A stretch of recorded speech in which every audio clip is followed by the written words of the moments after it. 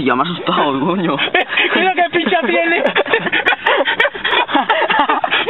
Mira, guapo. Le grabo el pito. Hola, Roy. Hola. Hola. Hola.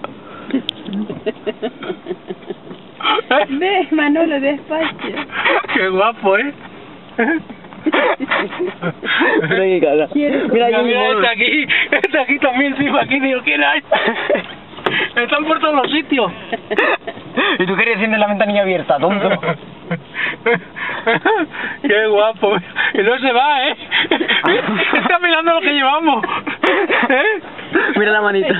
Uy, cómo es el ser igualito, su mano. Míralo, mírala. Oh, mira, se sienta el retrovisor. Mira dónde está sentado. Hola. Mira qué culo que tiene. Mira qué guapo. Qué guapo, ¿no? Ya Mira vamos. ese pequeñazo, se ha caído. Ya venga. Mira el pequeñajo, mira el pequeñajo. Mira el pequeñajo. Mira el pequeñajo, qué guapo. Te está enseñando la lengua. La lengua. Qué guapo, Te da lenguatazos, chaval. Qué guapo. Y mira, el otro que le está haciendo en el culete, ¿qué? Míralo como es persona, Míralo. Mamá, ya no tenemos ninguno, Le está ¿no? limpiando. Le está limpiando el culo. Le da como si estuviera limpiando. ¿ves? Tiene hemorroides. Qué bonito. ¿Qué, Yo quiero dar otra vuelta con los monos.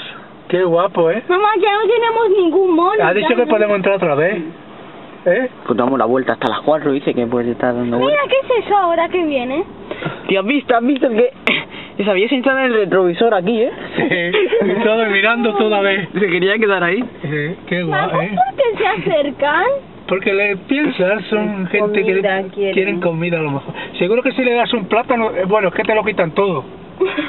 Mira esto. Estos son otros. Mamá, me quito la chaqueta, tengo más que una calor dentro del coche. A ver, grábalo estos. Graba esto, Roy.